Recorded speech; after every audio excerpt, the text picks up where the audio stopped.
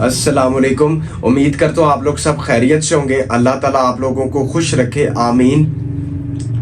Limitation act 1908 की series चल रही है। सेक्शन 22 तक मेरे कंप्लीट अपलोड हो गए हैं।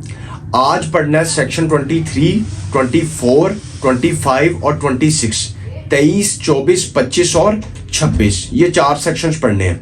मैं हर वीडियो के अंदर एक चीज कहता हूं तो कि मैं जो कुछ भी बताऊं, जो सेक्शन बताऊं, जो कुछ भी कंसेप्ट बताऊं, आपने उसको लाजमी लिख लेना है ताकि इन फ्यूचर वो चीज आप लोगों के काम आए। इसको शुरू करते हैं। बिस्मिल्लाहिर्रहमानिर्रहीम। लिमिटेशन एक्ट 1908 का, लिमिटेशन एक्ट 1908 का सेक्शन जो है वो 23 की तरफ चले जाएं। सेक्शन 23 की हेडिंग क्या कहती है, सबसे पहले उसको देखें। सेक्शन 23 ये कहता है कि continuing breaches and wrongs, continuing breaches and wrongs, इससे मुराद है कि आपका किसी पर्सन के साथ बड़े लंबे अरसे से कोई बिजनेस का मामला चलता आ रहा है, कोई लेन देन का मामला चलता आ रहा है, कोई कारोबारी मामला आपके चलते आ रहे हैं और वो रूटीन वाइज कोई ना कोई पर्सन उसमें से कुछ ना कुछ किसी चीज को ब्रीच कर देता है, डैमेज कर देता है, कोई रॉन्ग कर देता है, ठीक है। तो आपका फ्रेश टाइम पीरियड वहां से स्टार्ट होगा।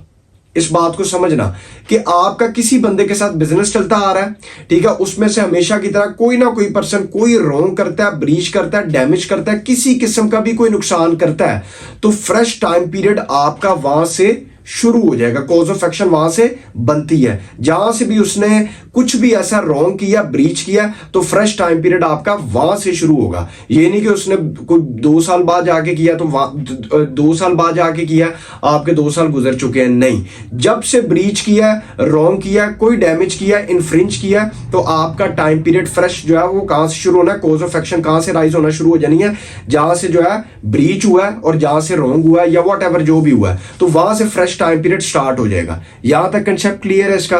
उसके बाद सेक्शन 24 की तरफ चले जाएं। सेक्शन 24 कहता है कि suit for compensation for act not actionable without special damage. इसको समझना।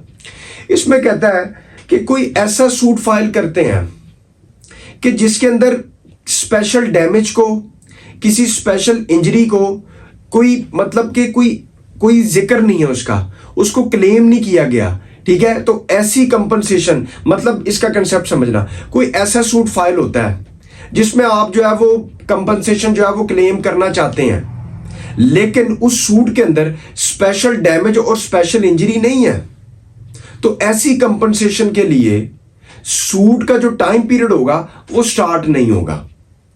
तो इससे मुराद हुआ कि जब स्पेशल इंजरी और स्पेशल जो है वो कोई डैमेज होगा उसके अंदर, तो कंपनसेशन का टाइम पीरियड वहां से स्टार्ट होगा। अगर स्पेशल इंजरी नहीं है, स्पेशल डैमेज ही नहीं है, तो ऐसी सूरत में कंपनसेशन के लिए टाइम पीरियड स्टार्ट नहीं होगा। इस कंसेप्ट को दोबारा समझ लें कि आप सूट के अंदर कोई कंपनसेशन क्लेम करना चाहते हैं, लेकिन उसके अंदर ना स्पेशल डैमेज है, ना किसी किस्म की स्पेशल इंजरी जो है वो आपने उसके अंदर है, तो ऐसी सूरत में ऐसी कंपनसेशन के लिए सूट का टाइम पीरियड स्टार्ट नहीं होगा।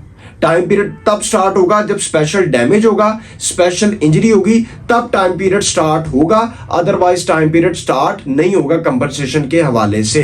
यहां तक कंसेप्ट क्लियर है। उसके बाद सेक्शन 25 की तरफ चले जाए। सेक्शन जो है वो 25 ये कहता है कि computation of time mentioned in instruments, computation of time mentioned in instruments, इसके अंदर उसने इतना कंसेप्ट बताया कि ग्रीगोरियन कैलेंडर अप्लाई होगा, सिर्फ उसके वाले से टाइम को काउंट किया जाएगा, उसके वाले से टाइम को कंप्यूट कैलकुलेट किया जाएगा इस कैलेंडर के हवाले से। ठीक हो गया। उसके बाद अब चले जाए पार्ट 4 की तरफ, लास्ट सेक्शन इस वीडियो का, सेक्शन 26 की तरफ चले जाएं। पार्ट 4 ये कहता है कि acquisition of ownership by possession, acquisition of ownership by possession. Section 26 ये कहता है कि acquisition of right to easements, कि एक्वायर करना है। एक पहले इस कंसेप्ट को समझना कि ओनरशिप को एक्वायर कैसे किया जाएगा, बाय पोजेशन के जरिए। अब 26 ये कहता है कि acquisition of right to easements, कि आप ईजमेंट का राइट कैसे एक्वायर कर सकते हैं, कैसे हासिल कर सकते हैं, इसका क्या प्रोसीजर होगा, हमें कैसे पता लगेगा कि ईजमेंट का राइट जो होता है वो हमने एक्वायर कर लिया, हमें मिल गया है, अब हमारा हो गया। अब सबसे पहले ये समझना कि ईजमेंट राइट किसको कहते हैं, ईजमेंट का मतलब क्या होता है, उसके बाद इसको एक्वायर कैसे करते हैं, ये हमें मिलेगा कैसे। पहले यहां पे इसकी हेडिंग बनाएं कि acquisition of ownership by, ownership किस तरह की जाती है, नंबर 1 किस तरह एक्वायर की जाती है, नंबर 1 पोजेशन के जरिए, नंबर 2 प्रिस्क्रिप्शन के जरिए, नंबर 3 एडवर्स पोजेशन, दोबारा पोजेशन उसको रिवर्स हो गया, एडवर्स पोजेशन, इसके जरिए। ये तीनों एक ही चीजें हैं, तीनों में कोई भी चीज आ जाती है तो आपको ओनरशिप मिल जाएगी, ये कंसेप्ट आ गया। दूसरे पे लिखें कि ईजमेंट का क्या मतलब होता है, ईजमेंट राइट क्या होता है, ईजमेंट राइट के आगे लिखे हक्के असाइश, हक्के असाइश, इसकी डेफिनेशन लिखें अब कि ईजमेंट का मतलब क्या होता है, ईजमेंट राइट किसको कहते हैं, ईजमेंट राइट समझना। ईजमेंट राइट की डेफिनेशन नीचे लिखें, किसी दूसरे की जमीन पर जो आप राइट, किसी दूसरे की जमीन पर जो आपका हक होता है, किसी दूसरे की जमीन पर जो आप कोई चीज इस्तेमाल कर रहे होते हैं, जो आपका हक होता है, उसको ईजमेंट राइट कहते हैं, उससे मुराद होता है ईजमेंट। अब इसका कंसेप्ट क्या है, इसकी दोबारा डेफिनेशन को देख लें कि किसी दूसरे की जमीन पर जो आपका राइट होता है उसको ईजमेंट राइट कहते हैं, दूसरे की जमीन पर जो आपका राइट होता है उसको ईजमेंट राइट कहते हैं। अब ये क्या होते हैं, नीचे लिखें किससे मुराद है, वाटर कैनल हो गया, वाटर चैनल हो गया, एयर हो गया, लाइट हो गई, पैसेज हो गया, कोई चीज ऐसी जो आप किसी ना किसी सोर्स के जरिए दूसरे की जमीन से यूज कर रहे हैं और वो यूज करते करते आपको 20 साल गुजर गए विदाउट एनी इंटरफेरेंस, किसी किस्म की कोई मुदाखलत नहीं हुई, किसी किस्म का कोई ऑब्जेक्शन नहीं आया, ऑब्जेक्शन आए बगैर आप उस चीज को, उससे एयर ले रहे हैं, हवा आ रही है, वो लाइट यूज हो रही है, आप उससे आपका रास्ता है या कोई वाटर चैनल है, पानी गुजरता है, या आपके उसकी जमीन से आपको, आपकी जमीन पे पानी लग रहा है, या कोई चीज आपको उससे फायदा हो रहा है, ठीक हो गया, वो उस चीज को क्या कहते हैं, पहली तो बात ये ईजमेंट राइट में आता है, इसको क्या कहते हैं, ईजमेंट राइट। और वो 20 साल हो गए आपको यूज करते हुए और किसी किस्म का कोई ऑब्जेक्शन नहीं आया दूसरे की तरफ से कि आप क्यों यूज कर रहे हैं, लिहाजा आपको यूज नहीं करना चाहिए, बिल्कुल फ्री हैंड है, वो आप यूज कर रहे हैं, तो इस सेंस में ये किस में आएगा, ईजमेंट राइट में। तो अब इसको समझना है, acquisition of ownership by possession, आपको उस चीज का पोजेशन, उस पोजेशन के वाले से, उस राइट को यूज करने के वाले से आपको 20 साल हो गए हैं, 20 साल से आप उस राइट को यूज कर रहे हैं, एंजॉय कर रहे हैं, तो उस 20 साल के यूजेज की वजह से वो ईजमेंट का राइट आपको मिल जाता है, आप उसके हकदार हो जाते हैं।